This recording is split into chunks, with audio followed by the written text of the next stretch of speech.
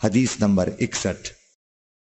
حضرت صلی اللہ علیہ وسلم نے فرمایا، درختوں میں ایک درخت ایسا ہے کہ اس کے پتے نہیں جھڑتے، اور مسلمان کی مثال اسی درخت کی سی ہے، بتاؤ وہ کون سا درخت ہے؟ یہ سن کر لوگوں کا خیال جنگل کی طرف دوڑا۔ عبداللہ رضی اللہ تعالی عنہ نے کہا، میرے دل میں آیا کہ وہ کھجور کا درخت ہے، مگر میں اپنی کمسنی کی شرم سے نہ بولا۔ آخر صحابہ نے حضرت صلی اللہ علیہ وسلم سے پوچھا کہ وہ کون سا درخت ہے؟ آپ نے فرمایا، وہ کھجور کا درخت ہے۔ صحیح بخاری حدیث نمبر 62۔ حضرت صلی اللہ علیہ وسلم نے فرمایا، درختوں میں سے ایک درخت ایسا ہے کہ اس کے پتے نہیں جھڑتے، اور مسلمان کی بھی یہی مثال ہے، بتلاؤ وہ کون سا درخت ہے؟ یہ سن کر لوگوں کے خیالات جنگل کے درختوں میں چلے گئے۔ عبداللہ نے کہا کہ میرے دل میں آیا کہ بتلا دوں کہ وہ کھجور کا درخت ہے، لیکن وہاں بہت بزرگ موجود تھے، اس لیے مجھ کو شرم آئی۔ آخر صحابہ نے عرض کیا، یا رسول اللہ، آپ ہی بیان فرما دیجئے۔ آپ صلی اللہ علیہ وسلم نے بتلایا کہ وہ کھجور کا درخت ہے۔ صحیح بخاری حدیث نمبر 63۔ حضرت صلی اللہ علیہ وآلہ وسلم ایک بار مسجد میں بیٹھے ہوئے تھے، اتنے میں ایک شخص اونٹ پر سوار ہو کر آیا اور اونٹ کو مسجد میں بٹھا کر باندھ دیا۔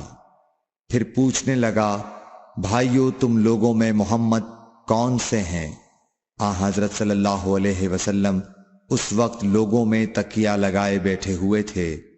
ہم نے کہا، حضرت محمد صلی اللہ علیہ وسلم یہ سفید رنگ والے بزرگ ہیں جو تکیہ لگائے ہوئے تشریف فرما ہیں۔ تب وہ آپ سے مخاطب ہوا کہ اے عبد المطلب کے فرزند۔ آپ صلی اللہ علیہ وسلم نے فرمایا، کہو میں آپ کی بات سن رہا ہوں۔ وہ بولا، میں آپ سے کچھ دینی باتیں دریافت کرنا چاہتا ہوں، اور ذرا سختی سے بھی پوچھوں گا تو آپ اپنے دل میں برا نہ مانیے گا۔ آپ صلی اللہ علیہ وسلم نے فرمایا، نہیں، جو تمہارا دل چاہے پوچھو۔ تب اس نے کہا کہ میں آپ کے رب اور اگلے لوگوں کے رب تبارک و تعالی کی قسم دے کر پوچھتا ہوں، کیا آپ کو اللہ نے دنیا کے سب لوگوں کی طرف رسول بنا کر بھیجا ہے؟ آپ صلی اللہ علیہ وسلم نے فرمایا، ہاں یا میرے اللہ۔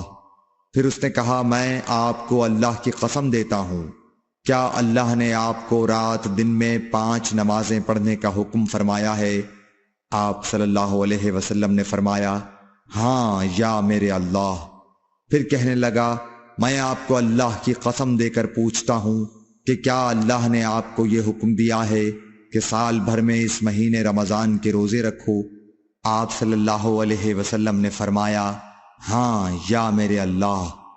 پھر کہنے لگا، میں آپ کو اللہ کی قسم دے کر پوچھتا ہوں کہ کیا اللہ نے آپ کو یہ حکم دیا ہے کہ آپ ہم میں سے جو مالدار لوگ ہیں ان سے زکوٰۃ وصول کر کے ہمارے محتاجوں میں بانٹ دیا کریں؟ حضرت صلی اللہ علیہ وسلم نے فرمایا، ہاں یا میرے اللہ۔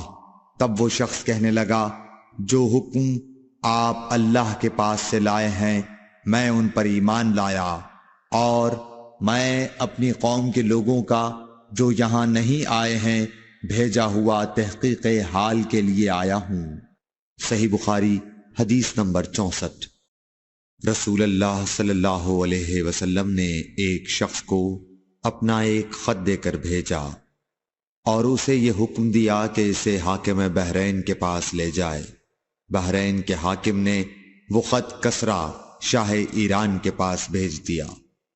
جس وقت اس نے وہ خط پڑھا تو چاک کر ڈالا۔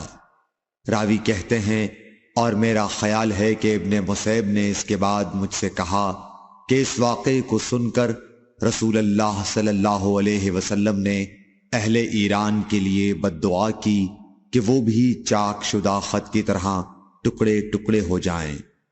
صحیح بخاری حدیث نمبر 65۔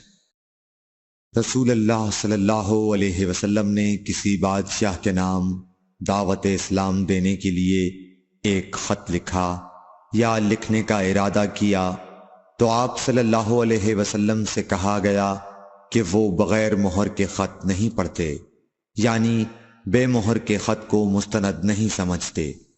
تب آپ صلی اللہ علیہ وسلم نے چاندی کی انگوٹھی بنوائی جس میں محمد الرسول اللہ کندہ تھا۔ صحیح بخاری حدیث نمبر 66۔ ایک مرتبہ رسول اللہ صلی اللہ علیہ وسلم مسجد میں تشریف فرما تھے اور لوگ آپ صلی اللہ علیہ وسلم کے ارد گرد بیٹھے ہوئے تھے کہ 3 آدمی وہاں آئے۔ ان میں سے 2 رسول اللہ صلی اللہ علیہ وسلم کے سامنے پہنچ گئے اور ایک واپس چلا گیا۔ پھر وہ دونوں رسول اللہ صلی اللہ علیہ وسلم کے سامنے کھڑے ہو گئے۔ اس کے بعد ان میں سے ایک نے جب مجلس میں ایک جگہ کچھ گنجائش دیکھی تو وہاں بیٹھ گیا، اور دوسرا اہل مجلس کے پیچھے بیٹھ گیا، اور تیسرا جو تھا وہ لوٹ گیا۔ تو جب رسول اللہ صلی اللہ علیہ وسلم اپنی گفتگو سے فارغ ہوئے تو صحابہ رضی اللہ عنہم سے فرمایا، کیا تمہیں 3 آدمیوں کے بارے میں نہ بتاؤں؟ تو سنو۔ ان میں سے ایک نے اللہ سے پناہ چاہی، اللہ نے اسے پناہ دی، اور دوسرے کو شرم آئی تو اللہ بھی اس سے شرمایا کہ اسے بھی بخش دیا، اور تیسرے شخص نے منہ موڑا، اللہ نے بھی اس سے منہ موڑ لیا۔ صحیح بخاری حدیث نمبر 67۔ رسول اللہ صلی اللہ علیہ وسلم اپنے اونٹ پر بیٹھے ہوئے تھے اور ایک شخص نے اس کی نکیل تھام رکھی تھی۔ آپ صلی اللہ علیہ وسلم نے پوچھا، آج یہ کون سا دن ہے؟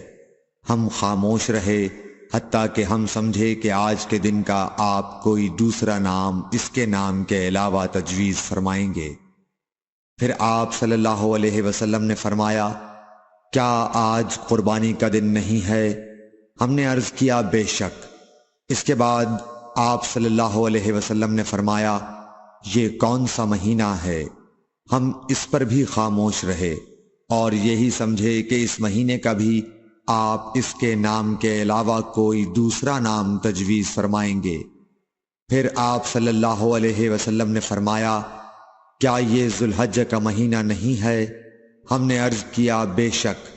آپ صلی اللہ علیہ وسلم نے فرمایا، تو یقیناً تمہاری جانیں اور تمہارے مال اور تمہاری آبرو تمہارے درمیان اسی طرح حرام ہیں جس طرح آج کے دن کی حرمت تمہارے اس مہینے اور اس شہر میں ہے۔ پس جو شخص حاضر ہے اسے چاہیے کہ غائب کو یہ بات پہنچا دے، کیونکہ ایسا ممکن ہے کہ جو شخص یہاں موجود ہے وہ ایسے شخص کو یہ خبر پہنچائے جو اس سے زیادہ یاد رکھنے والا ہو۔ صحیح بخاری حدیث نمبر 68۔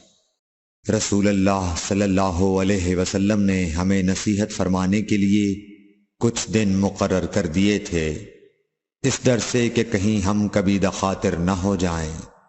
صحیح بخاری حدیث نمبر 69۔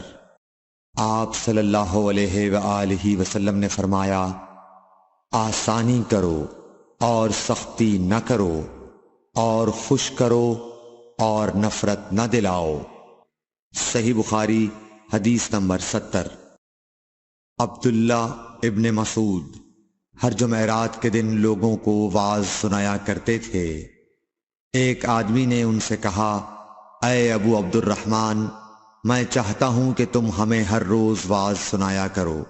انہوں نے فرمایا، تو سن لو کہ مجھے اس امر سے کوئی چیز مانع ہے تو یہ کہ میں یہ بات پسند نہیں کرتا کہ کہیں تم تنگ نہ ہو جاؤ، اور میں وعظ میں تمہاری فرصت کا وقت تلاش کیا کرتا ہوں، جیسا کہ رسول اللہ صلی اللہ علیہ وسلم اس خیال سے کہ ہم کبھی دخاطر نہ ہو جائیں وعظ کے لیے ہمارے اوقات فرصت کا خیال رکھتے تھے۔